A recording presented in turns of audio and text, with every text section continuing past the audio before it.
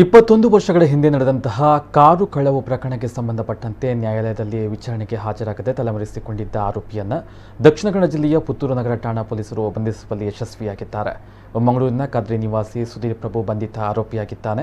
ಈತ ತನ್ನ ಸ್ನೇಹಿತ ಹನೀಫ್ ಎಂಬಾತನ ಜೊತೆಗೂಡಿ 2001 ಮಾರ್ಚ್ 8ರಂದು ಮಂಗಳೂರಿನ ಹಂಪನಕಟ್ಟೆಯಿಂದ ಜಯಂತ ಎಂಬವರ ಬಾಡಿಗೆಗೆ ಟಾಟಾ ಸುಮೋ ಕಾರನ್ನು ಪಡೆದುಕೊಂಡು ಸಕಲೇಶಪುರ, ಹಾಸನ ಇತ್ಯಾದಿ ಕಡೆಗಳಲ್ಲಿ ಟಿಂಬರ್ ವ್ಯಾಪಾರದ ವಿಚಾರವಾಗಿ ಸುತ್ತಾಡಿದ್ದು 2001 ಮಾರ್ಚ್ 13ರಂದು ಪುತ್ತೂರಿಗೆ ಆಗಮಿಸಿ ಇಲ್ಲಿನ ಆರಾಧನಾ ಟೂರಿಸ್ಟ್ ಹೋಮ್ನಲ್ಲಿ ತಂಗಿದ್ದು ಬಾಡಿಗೆ ಕಾರನ್ನು ಅಲ್ಲಿಯೇ ಪಾರ್ಕ್ ಮಾಡಿಸಿಕೊಂಡಿದ್ರು.